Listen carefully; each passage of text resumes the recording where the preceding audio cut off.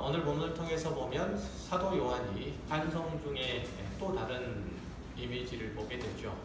본 이미지는 보좌와 내 생물과 24 장로들 사이에 서 있는 어린 양이었어요. 그 부분에 대해서는 지난주에 살펴보았고, 또 그가 보좌에 앉으시니 오른손에서 두루마리를 취하게 되자 옆에 있는 내 생물과 24 장로들이 그 어린 양 앞에 나와서 엎드려서 새 노래를 부르는데, 그들에게는 검은고와 그리고 향이 가득 담겨져 있는 금대접이 들려 있는 거죠.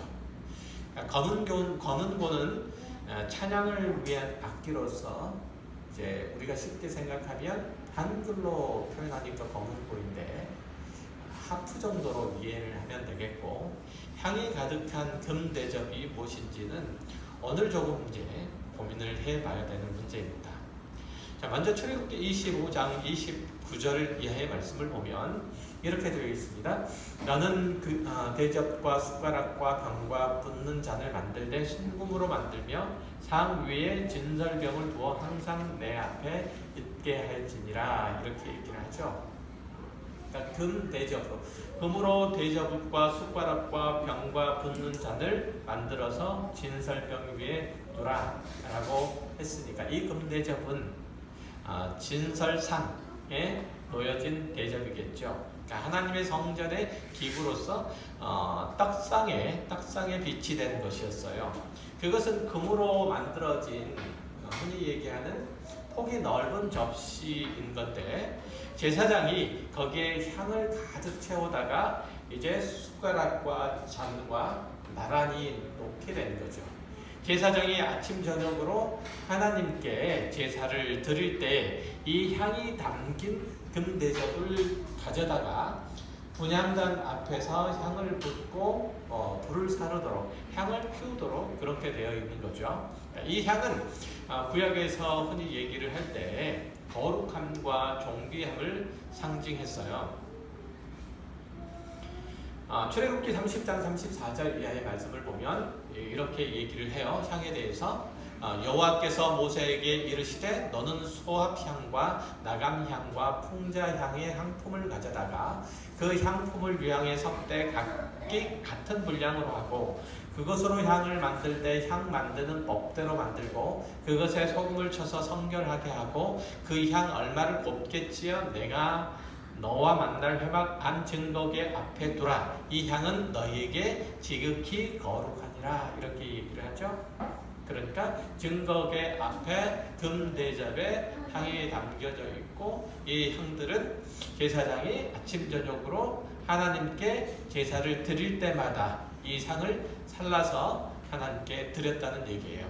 그런데 오늘 본문 8절에서 보면 이 금대접 안에 향 대신 성도들의 기도가 담겨 있다고 묘사를 하죠. 이것은 아주 낯선 이미지는 아니에요. 시편 141편 2절에 보면 하나님의 성전의 떡상에 있는 향이 기도를 상징하는 것으로 표현되고 있었기 때문에 그렇죠. 자, 나의 기도가 주의 앞에 분향함 같이 되며 나의 손드는 것이 저녁 제사 같이 되게 하소서, 이렇게 고백을 하거든요. 그러니까 성도들의 믿음의 삶은 하나님께 드리는 제사와 같다는 것, 이건 우리가 다 아는 얘기죠. 그렇죠? 성도들의 삶은 하나님께 드리는 제사와 같다는 것. 자, 그래서 우리의 삶 가운데서 벌어지는 거룩에 관한 싸움에서 승리할 수 있도록 우리는 늘 간구해야 되고, 그런 기도는 하나님께서 기뻐 응답하시는 기도다라고 그렇게 성경은 얘기를 해요. 오늘 요한계시록 본문의 문맥에서도 성도들의 기도를 소개하는 이유도 마찬가지예요. 그러니까 요한계시록 6장 9절 이하에서 분명히 드러나니까 그 구절부터 볼게요. 다섯째 인을 떼실 때에 내가 보니 하나님의 말씀과 그들이 가진 증거로 말미암아 죽임을 당한 영혼들이 제단 아래에 있어 큰 소리로 불러 이르되 거룩하고 참되신 대주제여 땅에 거하는 자들을 심판하여 우리의 피를 갚아주지 아니하시기를 어느 때까지 하시려 하나이까 하니 각각 그들에게 흰 두루마기를 주시며 이르시되 아직 잠시 동안 시대 그들의 동무종들과 형제들도 자기처럼 죽임을 당하여 그 수가 차기까지 하라 하시더라. 하나님의 자녀들이 자신들의 믿음을 신실하게 지켜나가고 거룩한 신앙인의 모습을 훼손하지 않으려고 순교하기까지 마다하지 않는 모습을 오늘 본문에서 보면, 방금 읽었던 구절에서 보면 알 수 있죠. 그러니까 그들이 하나님의 제자란 제단 아래서 처절하게 기도하는 모습이에요. 자신의 신앙을 잃지 않도록, 그리고 그 가운데서, 이 세상 가운데서 승리한 모습을 갖도록 기도하는 내용이에요. 그리고 이 장면이 이제 요한계시록 8장 3절 이하에서 이렇게 이제 연결이 돼요. 또 다른 천사가 와서 제단에 서서 금향로를 가지고 많은 향을 받았으니 이는 모든 성도의 기도와 합하여 보좌 앞 금제단에 드리고자 함이라. 향연이 성도의 기도와 함께 천사의 손으로부터 하나님 앞으로 올라가는지라. 천사가 향로를 가지고 제단에 불을 담아다가 땅에 쏟음에 우레와 음성과 번개와 지진이 나더라. 7 나팔을 가진 7 천사가 나팔 불기를 준비하더라. 여기에서는 금향로가 등장을 하죠. 금대접 대신에 금향로가 등장하는 건데, 이것은 하나님의 성전의 제단에 이제 향을 피울 때 사용하는 도구예요. 그러니까 금향로는 금대접에 든 향을 가져다가 이 향로에 그 향을 쏟고 그리고 불을 피우는 거죠. 이해되시죠? 분향단에 향로가 있고 그 향로 위에다가 향을 쏟아서 향을 피운다, 이런 얘기죠.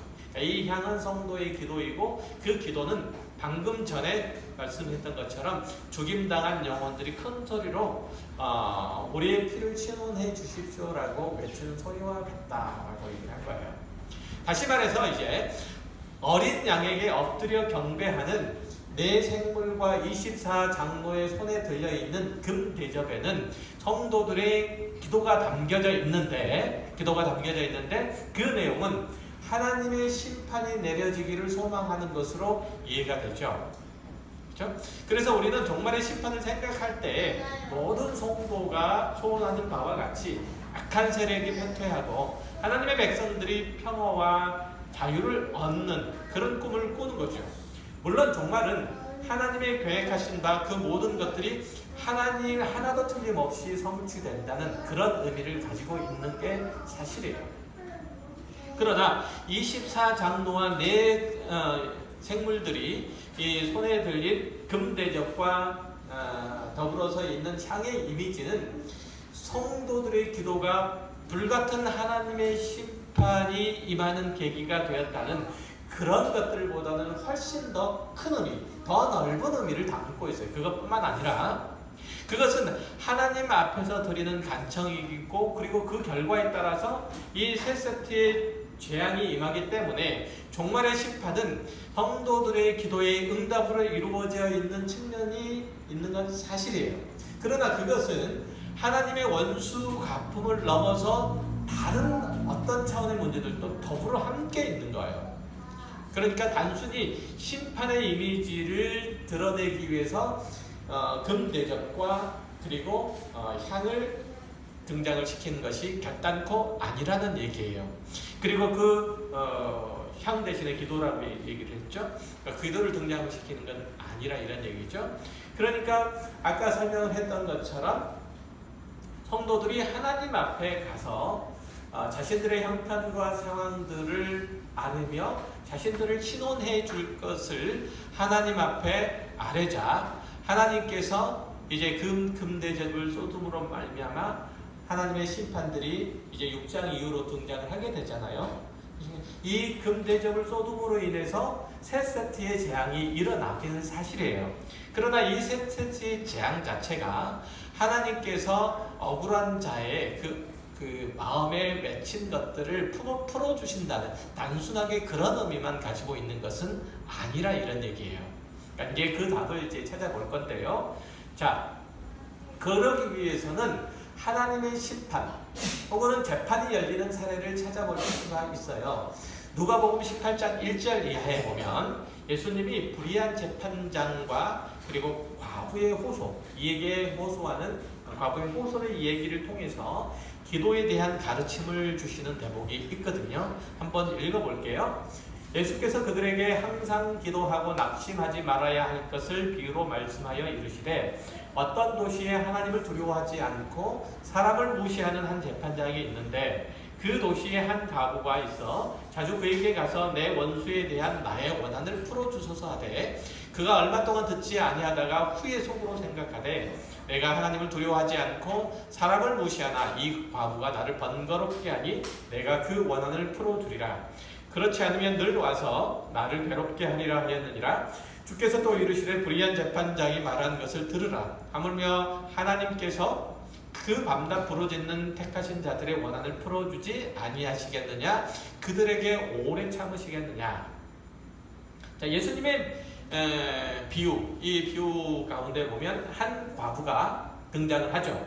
이스라엘의 과부는 사회에서 가장 소외가 되고 그리고 힘이 없는 사람들의 그룹에 속해요.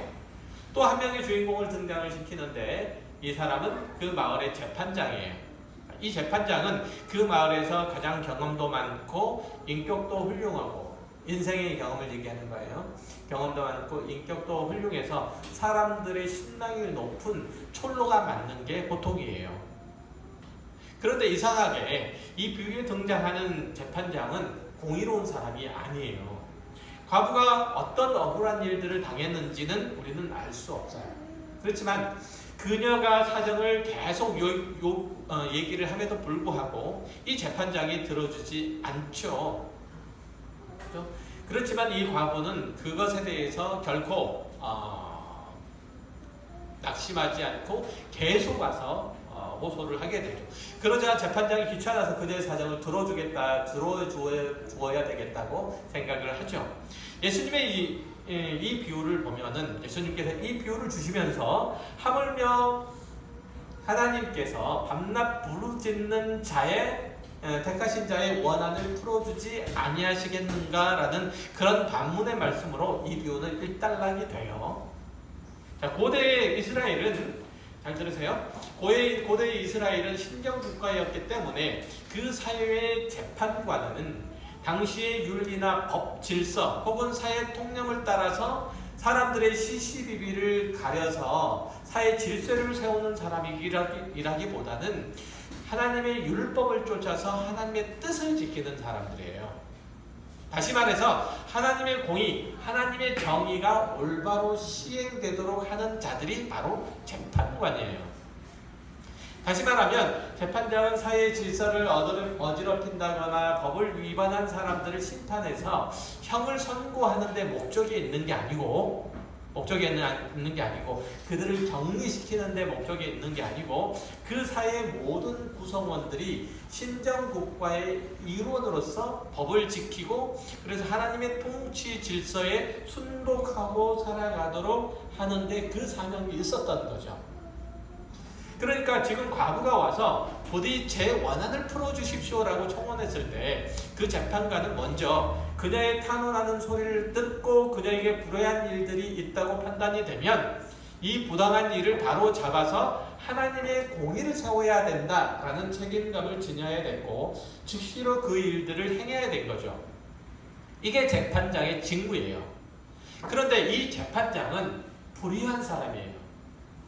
그는 자기 직무를 태만하고 또한 공의로운 판결도 내리지 않았던 인물인 거죠. 그러니까 하나님의 뜻과 하나님의 통치 질서를 쫓아 그것을 받들어 이스라엘을 하나님의 신정국가로 세워가는데 그 일들을 태만히 했던 사람이라 이런 얘기예요. 불의한 사람이라는 것은 이해되셨죠? 뭐 뇌물이나 바라고 그런 의미라기보다는 그런데도 이 과부의 호소를 들어줄 수밖에 없었던 것은 그렇지 않으면 계속 찾아올 것이기 때문인 거죠. 그 과부가 하물며 하나님께서 왜 안 들어주시겠냐? 이 말씀은 하나님은 그 자녀들이 거듭 졸라대면 그 소원을 들어주실 수밖에 없는 좋으신 분이다. 마음 약하신 분이다. 이런 의미가 아니고 하나님은 의로우신 재판장이시므로 그 앞에 나와서 아래는 이들의 모든 외모나 모든 이들의 외모나 신분으로 그들을 판단하지 아니시는 분이시니까 그의 공의가 시행되지 않아서 안타까웠고 그리고 절망하는 이들에게 그 기도를 듣지 아니하시는 분이 결단코 아니라는 사실을 지금 얘기를 하고 있는 거죠. 하나님께서는 그의 공의가 시행되지 못하도록 그냥 내버려 두시는 분이 아니시란 얘기예요. 불의한 재판장처럼. 불의한 재판장은 어떻게 했던 거죠?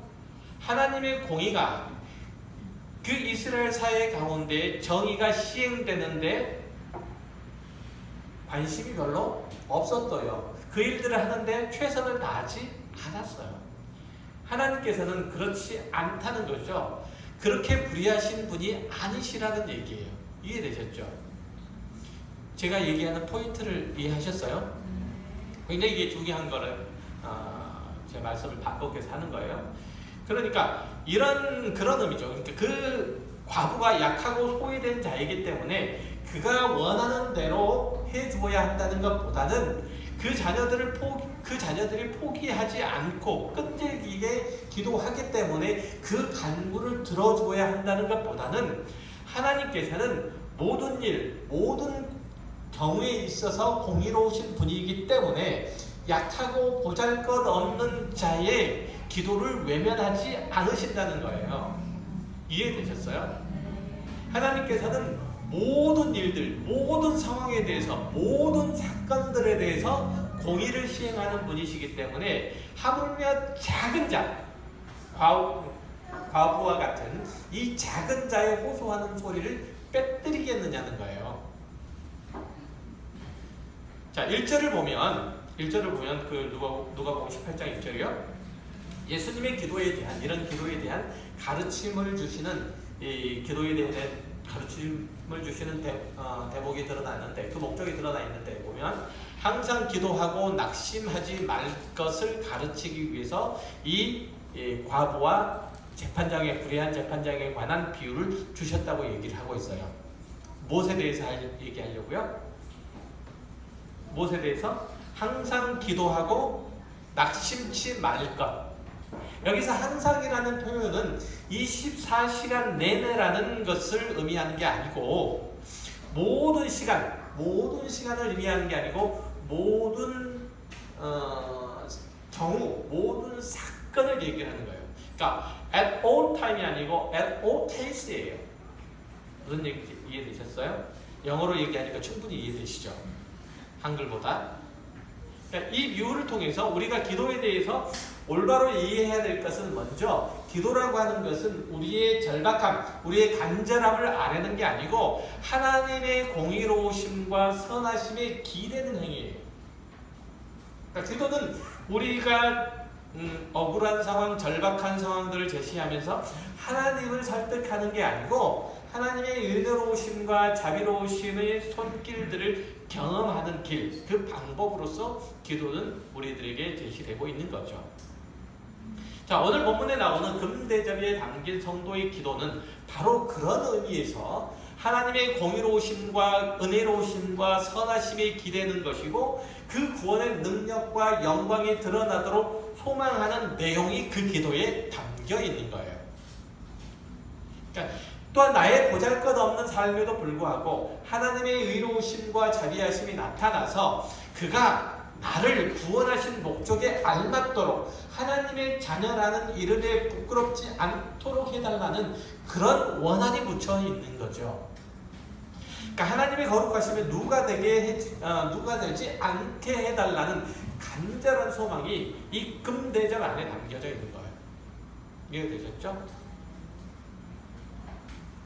그러니까 여러분들이 생각하고 있는 금대접에 담겨있는 그런 의미와 지금 제가 설명하는 것과는 제법 많이 다를 거예요. 이해하셨다면?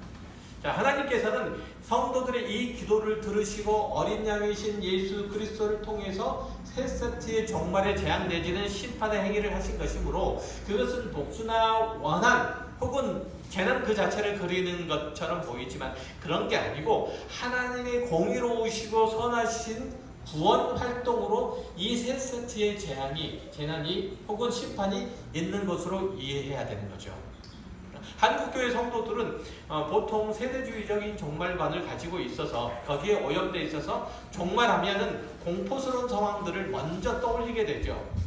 이들이 가지고 있는 요한계시록의 해시태그가 연관 검색어, 이거는 휴거, 디근, 전쟁, 천재지변, 사탄, 아비규환 뭐 이런 것이 될 거예요. 그러나 오늘 본문에서 성도의 기도에 담겨져 있는 우리를 신원해 주십시오라는 내용은 개인적인 원한이나 아니면 복수의 차원에서 세상이 발칵 뒤집히기를 바라는 그런 소망을 담은 내용이 결단코 아니라는 거예요. 또 하나님께서 그런 기도를 들으셔서 이 세상에 불같이 화를 쏟아내신 것은 더구나 아니에요. 그러니까 온 세상 만물이 유일하고 진정하신 통치자이신 하나님의 의로우신 주권을 사모하는 것이고, 그런 소망은 우리가 하나님의 자녀이기 때문에 생긴 것이고, 그 하나님의 자녀들의 소원을 공의로우신 하나님께서 외면하실 리가 있겠느냐는 거예요.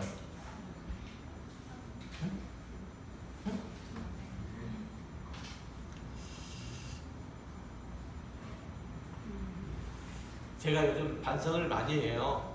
혹시 아시는지 모르겠지만 알아듣는 설교를 하려고 반성을 많이 해요. 가능하면 함께 가려고. 그냥 쏟아놓고 마는 게 아니고 가능하면 함께 가려고. 그래서 제가 예를 쓰는 것만큼 여러분도 좀 알아들으려고 예를 써주시기 바라요. 일주일 동안 이거 가지고 살 거잖아요. 이거 가지고 살 건데 적어도 하나님의 은혜 가운데 초대되었다가 가야 됩니다. 그렇죠? 자, 이쯤에서 여러분들이 성경을 읽는 데 있어서 신앙생활을 하는 데 있어서 굉장히 중요한 안목을 제공해 드릴게요. 잘 듣고 외우세요. 지난 금요일날 성경 공부 함께 하신 분들은 아실 건데 그분들에게 질문할 거예요. 하나님의 창조 사역은 그리스도의 구속 사역에 무엇을 제공하고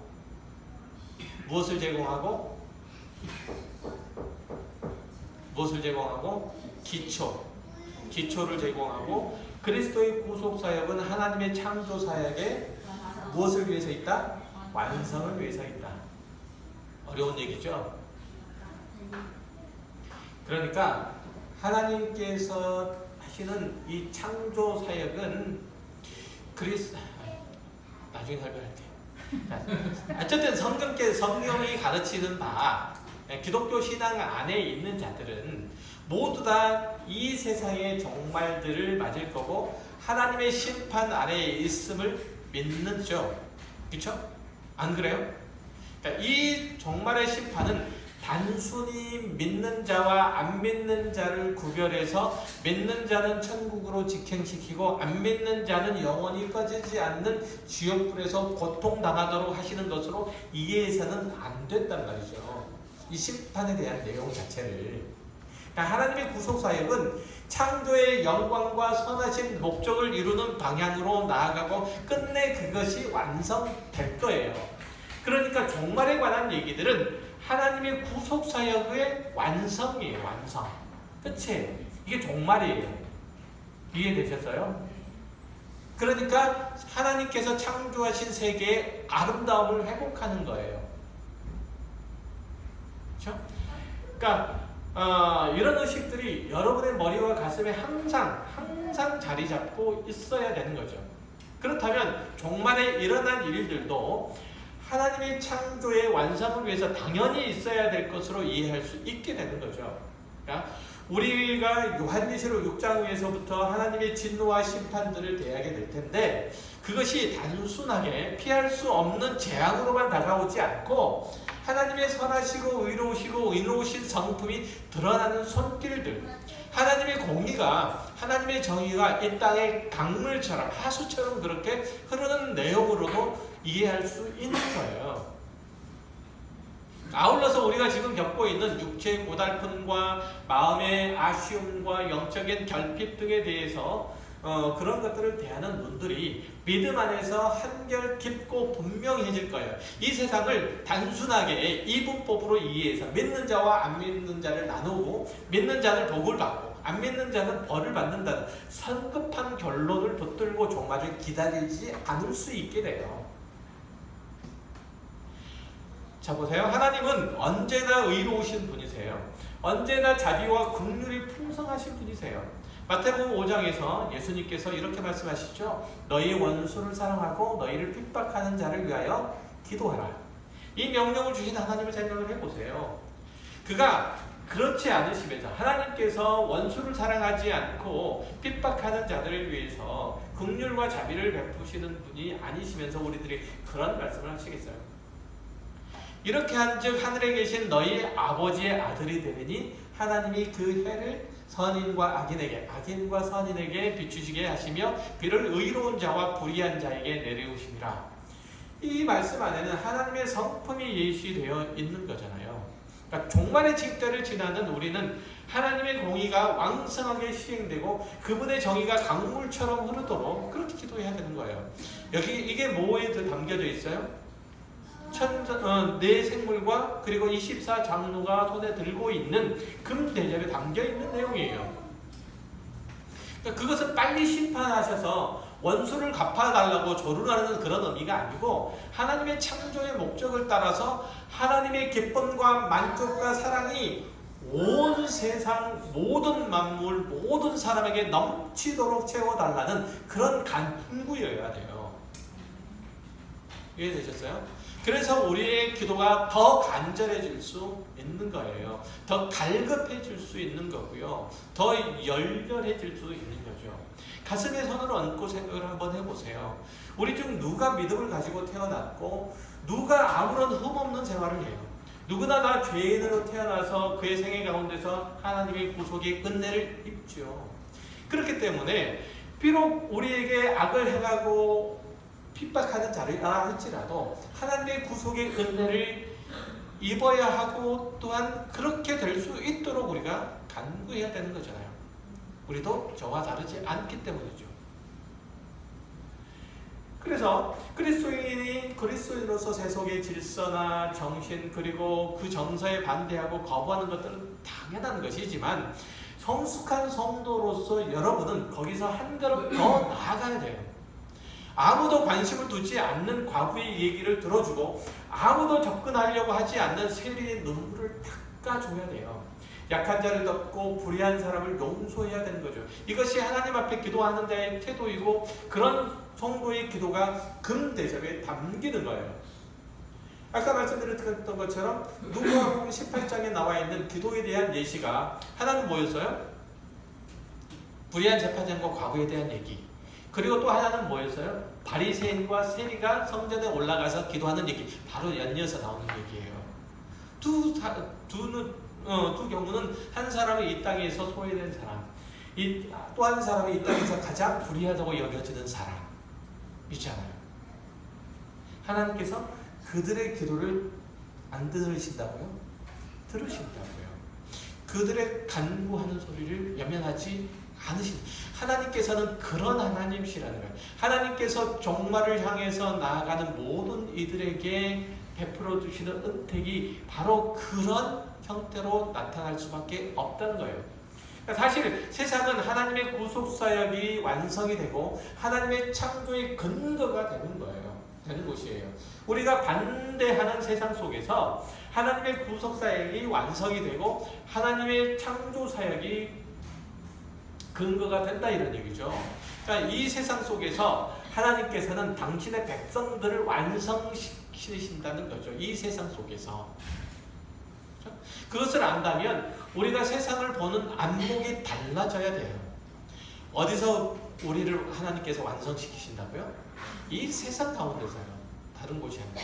부당하고 억울한 일들을 경험하는 세상이라도 깊고 높은 하나님의 통치 안에서 판단하고 이해할 수 있는 능력이 그래서 이 세상 안에서 만들어져야 되는 거예요. 지난 금요일 성경 공부 시간에 말씀드린 내용이지만 하나님께서 야곱과 70명의 가족들을 이스라엘이라는 민족적 규모로 길러내신 곳이 어디였어요? 애굽이었어요. 애굽. 그곳에 두시면서 애굽 사람의 보호와 지키심을 받도록 하셨어요. 우리는 창세기에서 출애굽기로 넘어오면서 430년 동안 이스라엘 가운데 무슨 일이 일어난지 알 수 없어요. 성경이 아무 말도 안 하기 때문에 그래요. 또한 그동안의 이스라엘에는 모세와 같은 걸출한 지도자도 다윗과 같은 탁월한 왕도 없었죠. 그런데도 출애굽할 때 이스라엘이 장정만 60만, 전체 인구로 계산하게 되면 250만은 좋게 될 만한 숫자로 출애굽을 하게 되잖아요. 그곳을 그 이스라엘 민족을 기른 곳이 어디라고요? 애굽 땅에서. 애굽 땅에서. 우리를 하나님의 사람으로 온전케 하고 바르게 하고 성숙케 하고 풍성하게 만든 하나님께서 이 땅의 모든 족속에게 허락하실 복들을 나눠줄 자로 양육하고 그리고 성숙시켜 나가는 것을 어디에서?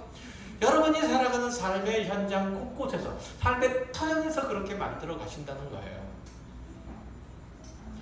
그리스도인의 시각에서 종말이란 그래서 하나님을 반대하고 그리스도인을 핍박하는 적그리스도와 그의 하수인들을 멸하는 최종의 심판으로 받아들이는 것도 좋지만 그것보다는 여러분 자신을 포함해서 죄와 사망의 영향력에 있는 모든 피조물과 온 우주 만물이 어서 빨리 그 선하시고 의로우신 하나님의 통치의 실현과 완성으로 회복되어야 된다는 그런 시각에서 종말을 기다려야 하는 거예요. 그것은 죄와 사망 가운데서 신음하는 모든 피조 세계를 위해서도 당연히 그렇게 돼야 되고 하나님의 의로우신 승리와 영광을 위해서도 또 당연히 그렇게 돼야 되는 거죠. 속히 이 기도를 들어주십시오. 이런 마음의 태도로 주님의 재림을 기다려야 되고 하나님의 의로우신 재판을 기다려야 되는 거예요. 이게 우리의 태도인 거죠. 로마서 8장 18절 이하에는 그래서 종말에 대한 우리가 당연히 가져야 될 태도를 설명하고 있어요. 그걸 가르쳐주고 있죠. 한번 읽어볼게요. 생각하건대 현재의 고난은 장차 우리에게 나타날 영광과 비교할 수 없도다. 피조물이 고대하는 바는 하나님의 아들들이 나타나는 것이니 피조물이 허무한데 굴복하는 것은 자기 뜻이 아니요 오직 굴복하게 하시는 이로 말미암음이라. 그 바라는 것은 피조물도 썩어짐의 종로로 반대해서 해방되어 하나님의 자녀들의 영광의 자유에 이르는 것이니라. 피조물이 다 이제까지 함께 탄식하며 함께 고통을 겪고 있는 것을 우리가 아느니라. 그뿐 아니라 또한 우리 곧 성령의 처음 익은 열매를 받은 우리까지도 속으로 탄식하여 양자될 것 곧 우리 몸의 속량을 기다리느니라. 이거 얘기가 그 얘기잖아요.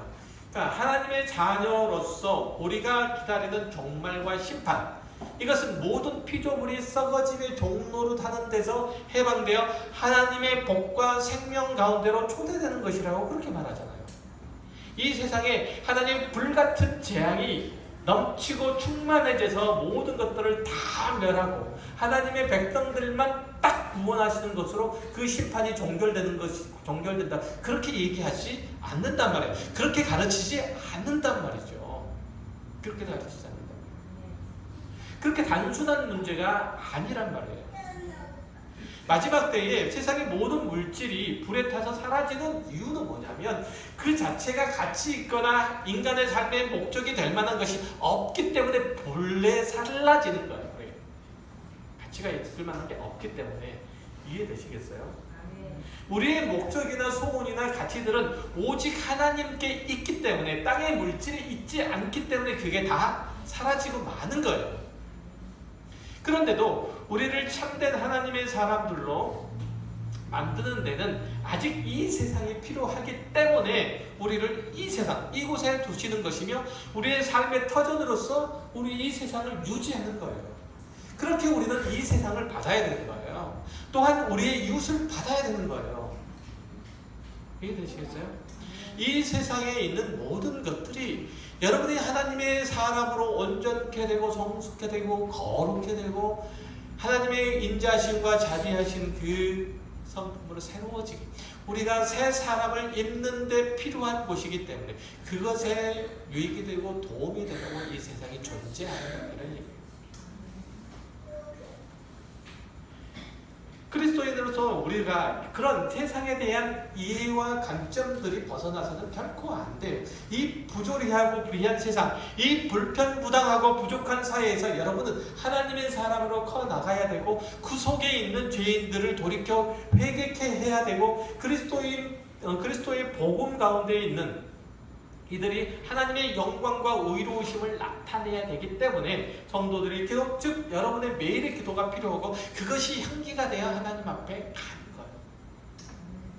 그래서 우리가 이 땅에 사는 동안에 누구를 만나든지 원수를 삼지 않고, 어떤 상황이나 어떤 형편에 있든지 불평하거나 절망하지 않을 수 있는 거죠. 그 모든 상황, 그 모든 형편, 우리가 때때로 불평하고 원망하고 이렇게 해서야 되겠느냐라고 생각하는 그 절망적인 그 조건들, 상황들조차도 하나님께서 나를 하나님의 사람으로 온전케 하기 위해서 두신 것인 줄 알고 감사함으로 받아야 돼요.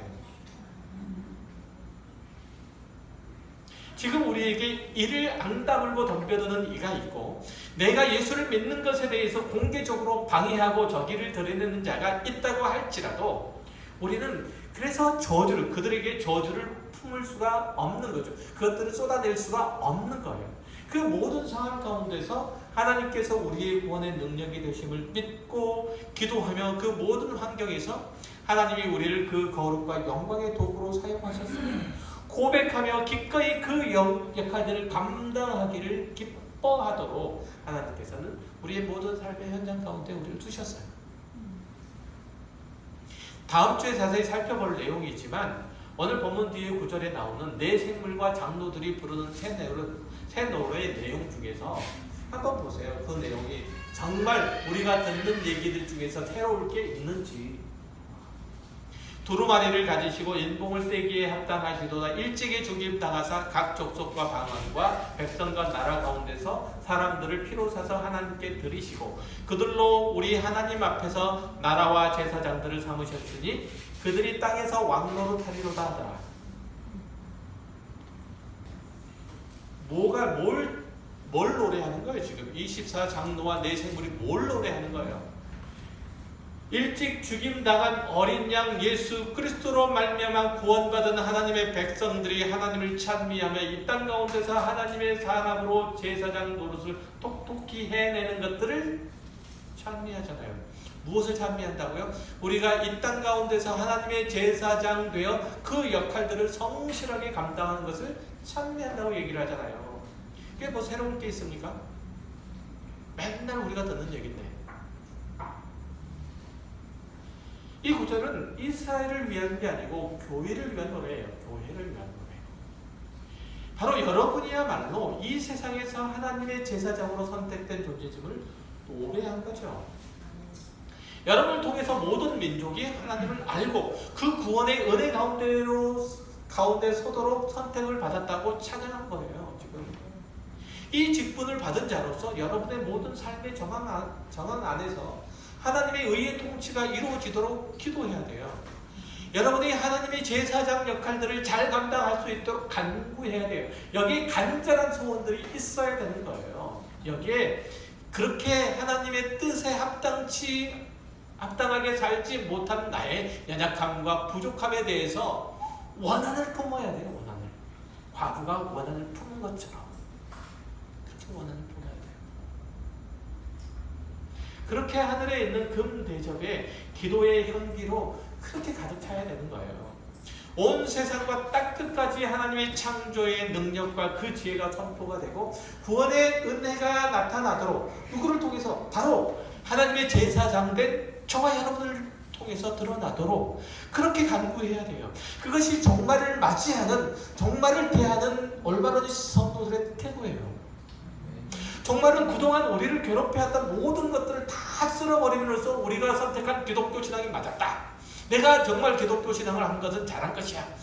이렇게 우리의 손을 들어주도록 그 때를 위해서 설정된 게 아니란 말이죠. 우리를 구원하여 하나님의 사람으로 완성케 하시려는 전능하신 하나님의 언약의 성취, 하나님의 언약의 성취로서 종말이고 그것으로서 구원의 완성이에요. 그래서 요한일서 3장 1절 이하에서는 우리에게 이렇게 종말을 준비하라고 말씀하세요. 보세요. 보라, 아버지께서 어떠한 사랑을 우리에게 베푸사 하나님의 자녀라 일컬음을 받게 하셨는가.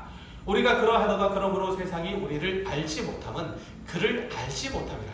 사랑하는 자들아, 우리가 지금은 하나님의 자녀라. 장래에 어떻게 될지는 아직 나타나지 아니하였으나 그가 나타나시면 우리가 그와 같을 줄을 아는 것은 그의 참모습 그대로 볼 것이기 때문이니 주를 향하여 이 소망을 가진 자마다 그의 깨끗하심과 같이 자기를 깨끗게 하시느니라. 깨끗게 하느니라.